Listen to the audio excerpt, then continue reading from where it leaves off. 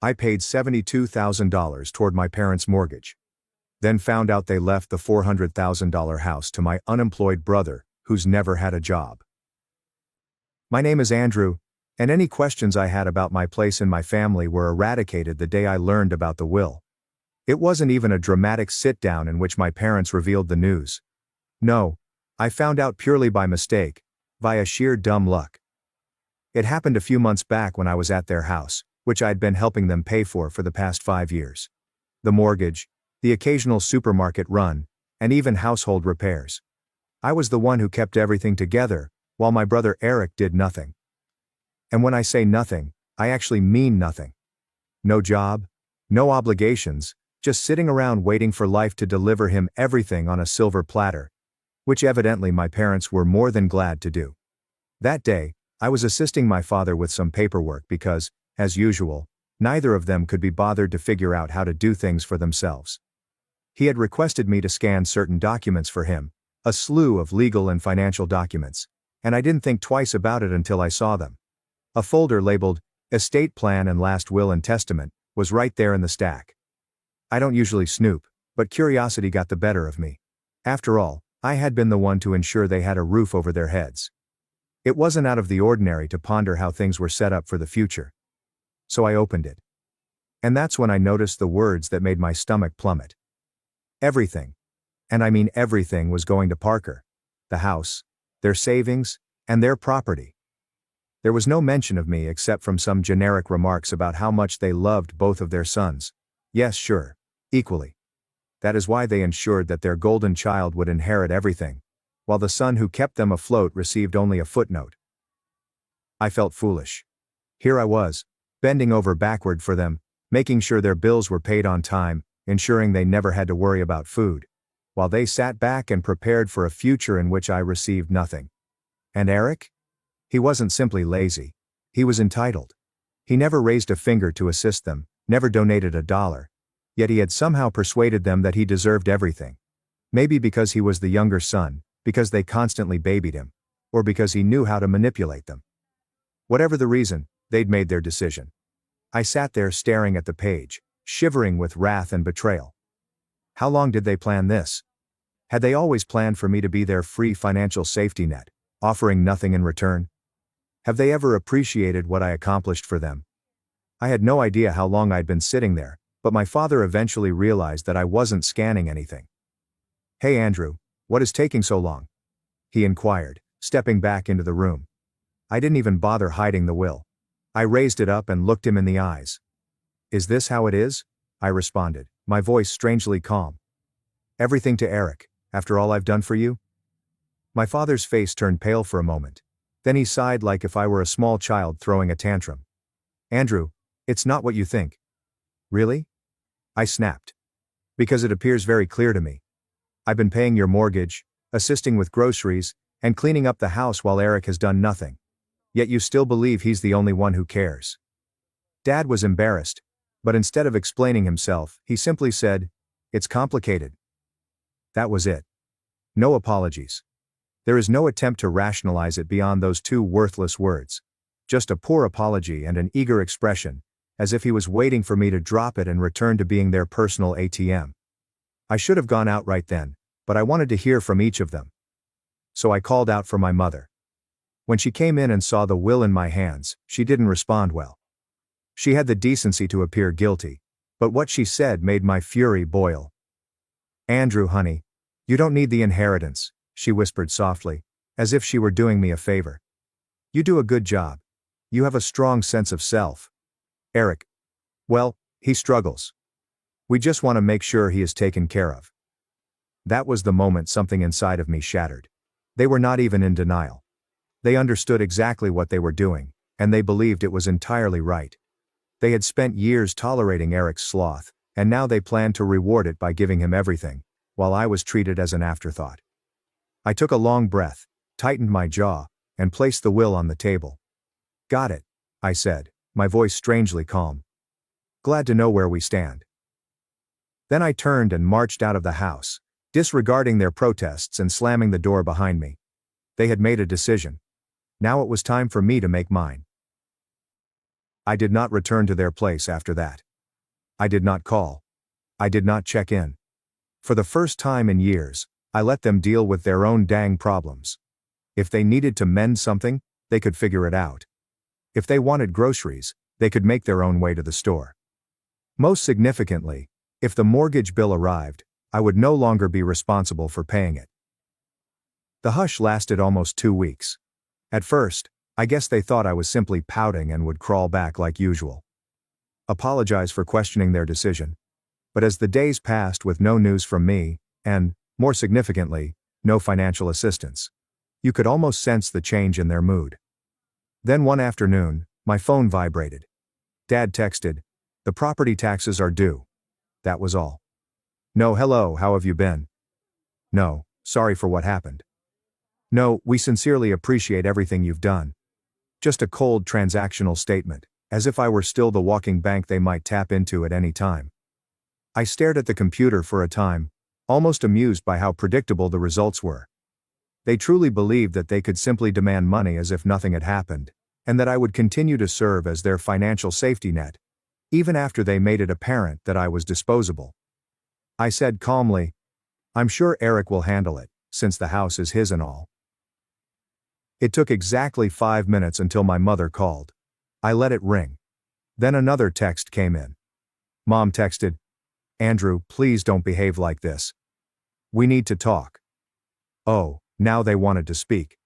Now that their debts were stacking up, reality was finally staring them in the face. I waited an hour before responding. "There's nothing to talk about. You've made your choice. Now you can live with it." I figured it was the end of the day. I had made my position clear, and no part of me felt terrible about it. But then Eric decided to join in. His text arrived late that evening. The moment his name appeared on my phone, I knew it was going to be something nasty. Sure enough, when I opened it, I was met with utter entitlement. Eric texted, "Dude, why are you such a drama queen? It's not a huge deal. Just help them out as you normally do." I almost laughed. Not a huge deal. He actually seemed as if I had no right to be upset about this. I responded by typing, "No, I think you've got it covered since you're the favorite and all." Eric texted, "Oh my God, are you really furious about the will? Grow up, guy. It's only money." Oh, suddenly it was only about money. It didn't matter anymore now that he had the inheritance. The hypocrisy was staggering. I responded, "So you won't mind spending some of that money to pay for the mortgage, right?" Silence. A few minutes later, my mother texted me again, this time in full guilt trip mode. Mom texted, "Andrew, we are your parents. The family takes care of one another. We did so much for you growing up, and now you're simply abandoning us." I had to take a deep breath to keep from tossing my phone across the room. Abandoning them? I'd spent years ensuring that they never had to struggle, while they coddled and rewarded Eric's lazy behavior. And now that they'd had to face the repercussions of their own actions, I was the bad guy? I was not falling for it. Not this time. I said, "You made it clear that I wasn't a member of the family when you left me out of the will. Eric can now care for you." I can imagine my mother gasping loudly. She had a knack for playing the victim, even when she was in the wrong. A few minutes later, my father sent another text, and this one made me furious. Dad texted, "We aren't asking for much. Just enough to pay the mortgage for a few more months while we work things out. Do not be selfish." Selfish. The word caused my blood to boil. I'd been bailing them out for years, devoting my own money, time, and energy to make their lives easier. I had done all a good son should do. So how did they repay me? I made sure I received nothing in exchange. And now that I've finally stood up for myself, I'm the one being selfish? I tightened my jaw, took a long breath and replied, "No. I'm finished." Then I shut off the phone. They'd made their choice. They were now going to have to live with it. The stillness lasted one day. I knew my parents would not give up so quickly, but I wasn't prepared for what happened next. The next morning I received a notification on my phone. A bank transfer request. I grimaced as I unlocked my phone to check. It was from my mother. She had genuinely emailed me a request for money as if I were an ATM. "What is the amount?" $3,500. I looked at it in surprise, partially chuckling at the arrogance. There's no message. There's no explanation. Just a cold, blatant demand for the precise amount required to cover their outstanding mortgage. They didn't even ask anymore. They just assumed I would give in. I declined without hesitation. Not even 5 minutes later, my phone rang. It was Mom. I let it ring. Then followed another text. Mom texted, "Andrew, I understand you saw the request. Why did you decline it?" I took my time before responding. Because it is not my responsibility. Try Eric, another call. Declined. Then another text. Her message read, "We're going to lose the house if you don't help us." Oh, this was an emergency. After years of exploiting me as a walking wallet, they were finally facing the repercussions. I responded, "Maybe you should have thought about that before deciding I didn't matter." A few seconds later, Dad joined in. "Dad, are you really going to let your parents be homeless?" That one had me laughing out loud. The manipulation was so obvious it was almost comical. They weren't broke. They were not going to be put on the streets. They simply didn't want to go into their personal savings because they were accustomed to me covering everything. I disregarded them for the remainder of the day. That night I received an SMS from Eric. "Dude, just send the money already. You're exaggerating the severity of the situation." I clenched my jaw. This entitled little punk thought he could lecture me. I responded, "You mean the same money you're inheriting? Why aren't you sending it?" His response came quickly. Eric responded with a message. "You know I don't have that kind of cash right now." Oh, so it was now about cost. He was fine with me draining my accounts. But whenever it was his turn, he had nothing to offer. I said, "You'd better figure it out then, bro. You are the one they chose." No response. I went to bed feeling strangely relaxed, as if I had finally broken free from years of manipulation. However, the situation worsened the following day. I was at work when I received a call from my apartment's front desk. "Hey Andrew, your parents are here." I almost dropped my phone. "What?" I asked. She paused before responding. "They're saying it's an emergency and that you won't answer their calls." Oh my God. They showed up in my flat simply because I stopped paying their bills. I took a deep breath and pinched the bridge of my nose. "Please do not give them up. I am not expecting them." There was an awkward moment. They're being kind of pushy." I clenched my jaw. "I do not care. They can leave." I hung up and instantly received a text from Mom. "We're downstairs. Open the door. No question. There's no explanation. Just another demand." I didn't respond. Mom sent another text. "Andrew, we're not leaving until you talk to us." I breathed sharply and stood up from my desk. They were not about to back down. Fine. I was about to teach them a lesson they would never forget. I snatched my keys and stormed downstairs, my blood seething. I wasn't terrified. I was outraged. The audacity of these guys to show up at my house uninvited and demand money as if I were their personal ATM. Not even a phone call beforehand. Not even a half-hearted apologies. Just a straight-up ambush. They imagined they could corner me into submission like I was a naive child. I pulled open the door, and there they were. Mother, father, and of course, Eric. Everyone stood in a tight compact formation, as if they were preparing to stage a family intervention. Mom had her arms crossed. Her typical disappointed mother expression locked and loaded. Dad stood rigid, hands in his pockets, his face a mix of frustration and entitlement. He couldn't believe I was making him do this in person. And Eric, the little leech, had the gall to appear bored, as if the whole thing was only somewhat inconvenient for him. As if he was not the cause of any of this. When Mom saw me, she went into full theatrical. "Andrew. Finally. We need to talk." I leaned against the doorframe, arms crossed. "No, you need to leave." She blinked, as if she was unable to absorb what I had just said. "Excuse me?" "You heard me." My voice was calm, controlled and firm. "You can't just show up at my residence and demand money. That is insane." Dad gave a quick scoff. "Are you really going to let us lose the house over a minor disagreement?" I gave out a frigid laugh. "A petty grudge? Oh, you mean the one in which you determined I was good enough to pay your bills but not worthy of inclusion in your will? Is that a grudge?" Mom gasped and clutched her chest. as if I had just hit her. Andrew, that is not fair. We merely did what we believed was best for the family. I tilted my head. Best for the family? You mean the best for Eric? Simply say it. Silence. A prolonged, heavy silence. Eric, who had been unusually silent until now, finally spoke up. Look, man, I don't want to get involved in this. I did not ask for anything. I turned to him, finally letting go. No, you simply sit back and accept all that is given to you. You are 28 years old, Eric. Get a damn job. His face grew crimson. What the hell, dude? I stepped closer. You've heard me. Do you want to inherit the house? Begin acting like a homeowner. Do you want to be the golden child? Begin paying their damn bills. I'm done being your personal banker. Eric averted his gaze, his attention drawn to the sidewalk. Mom took a deep breath and refocused her guilt trip. Andrew, he's your brother. I nodded. Yep. And I've been there for him longer than you have. Dad's face clouded. You're being selfish. I laughed. A genuine laugh. Oh, that's rich coming from you. I gestured between them. You two agreed that Eric deserved everything, while I deserved nothing. And now when it's time to pay the price for your decision, you're attempting to coerce me into repairing it for you.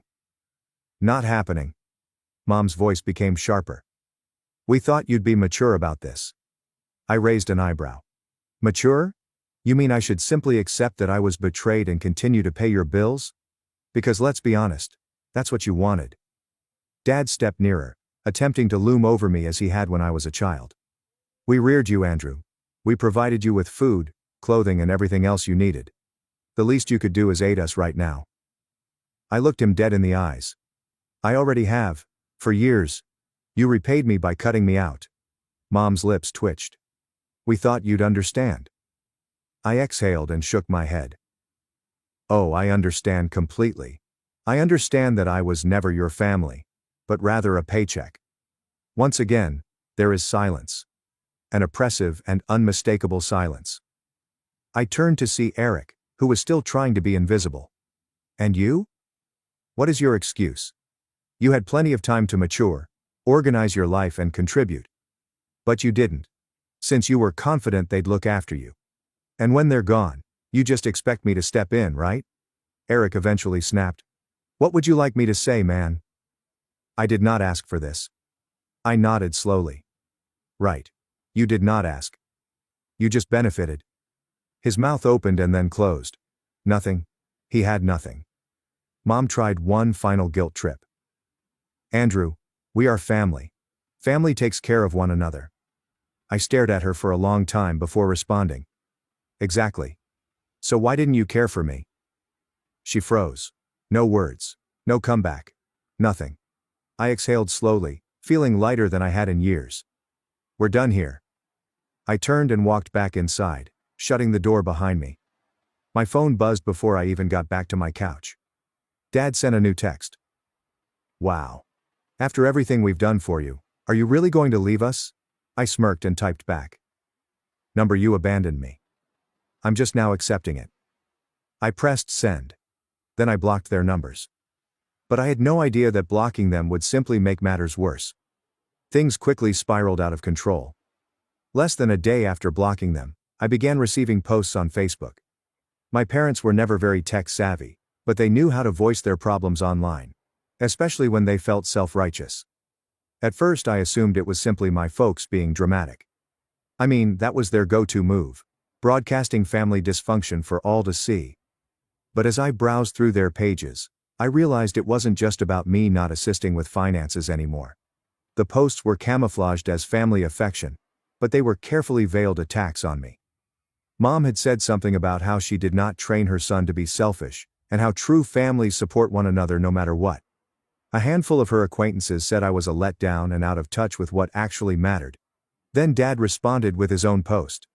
So-called family members should never abandon you when you need them the most. We sacrificed everything to our children, and this is how we were rewarded. My son, who should be aiding us in our golden years, has decided to desert us. He tagged me and added the passive-aggressive, "I hope you're happy," at the end. The real kicker, however, came from Eric. I should have known he'd join in on the drama. He shared a post full of inaccuracies. Some individuals believe that family is all about money. They do not realize that family is about love and sacrifice. I would do anything for my parents. But some individuals don't understand that. They're too caught up in themselves to know that true love is aiding those who reared you. He even made a disguised swipe at me. I wish some people could understand what it truly means to be family. I love my parents and appreciate everything they've done for me. That was it. That was my breaking point. I sat there staring at the TV in bewilderment. How had things come to this point? They turned the entire situation around. I was made the villain. The selfish son who refused to support his sacrificed parents. The son who didn't appreciate all the affection parents showed me throughout the years. How could they? I'd always been the person who worked hard. The person who donated. The person who has never complained. I had to accept that they had somehow convinced themselves that they were correct. And now they were informing everyone that I was the problem. I didn't want to react immediately. I took a step back, collected my thoughts, and waited several hours.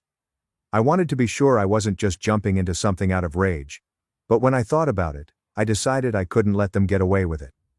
If they were going to drag my name through the mud, I was going to correct the record. So I grabbed out my phone and began typing. I created my own Facebook account, which I kept for close friends and true family, and wrote a lengthy update. I was not interested in playing their game. I did not want to get mired down in petty back and forths. I wanted to tell the truth. This is what I wrote. I know I've been silent for the past several days, but I can't keep it up any longer. My relatives have been spreading false information about me online. They've painted me as the villain, the selfish person who refuses to assist my parents in their time of need. I'm here to set the record straight. I've always assisted my family. I've been helping with bills, paying for groceries, and supporting them in any way I can since I was able to find work. However, there comes a moment when you can no longer give without being respected. Over the years, I've seen my parents favor Eric, giving him everything: the house, the money, and the attention. Meanwhile, I was expected to continue providing without ever being treated as equal. Some of you may be reading this and thinking, well, that's just how families work. But here's the truth. Family should be a mutual relationship. When I learned that my parents had left everything to Eric in their will, I recognized how one-sided our relationship had been. They did not give me a second thought. They've made it apparent that I'm only the one they can rely on when things go tough, not the one they truly want around unless it's convenient for them. For years, I've been responsible for paying for their lifestyle. I've paid for vacations, bills, and even assisted with things like house taxes. And for what? To be viewed as a backup plan? I am done. I am not merely a wallet from which they may withdraw money whenever they need it. I am a human being, and deserve to be respected. I've earned the right to be treated like I'm important, not only when they need something from me. As for Eric, it is time for him to mature. He's 28 years old, and has never worked in his life. He has never taken responsibility for anything. My parents have been enabling him for so long that it's no surprise he's their favorite. But here's the thing. He's had plenty of time to sort his life out. Now it's time for him to stand on his own 2 feet. Everyone who has been following this drama and supporting my parents should understand that every tale has 2 sides. Indeed, family is vital. However, it's also about mutual respect. I've contributed enough for a lifetime, and I won't apologize for taking a step back. This is not me turning away from my family.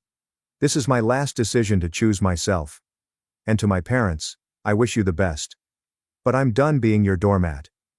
When I hit the post, I felt a sense of relaxation. For the first time in my life, I was telling the world the truth about my family. How they had taken advantage of me for years. How they had always expected me to be the one to save them, without ever considering my own needs. I wasn't going to let their story dominate my life anymore. The reactions were swift. Some people I hadn't spoken with in years came forward to offer their support. A handful of my cousins, my parents' friends, and even some distant relatives liked the post and messaged me privately, apologizing for what I had gone through. It was so liberating to finally have the truth out there, not hidden beneath guilt trips and deceptive conduct. Then followed the backlash. My parents and Eric went crazy. Eric texted me, "You are a traitor. You really have to air all of our business like this?" You have no regard for family. Dad called me and virtually yelled into the phone. You have ruined everything, Andrew. You're going to regret this. You will regret shutting us off. You will regret abandoning your own family. But I did not regret it. Not for 1 second. I blocked them all. I was finished. For the first time in my life, I was free. Free of the toxic grasp they held on me for so long. As the days passed, I felt a weight lift off my shoulders. I had had enough of being treated as less than. I was tired of always having to solve everyone else's problems. And suddenly, I had the freedom to live my life on my own terms. So no, I don't feel horrible about cutting them off. I deserve better. I still do. And from now on, I intend to surround myself with people who value me for who I am.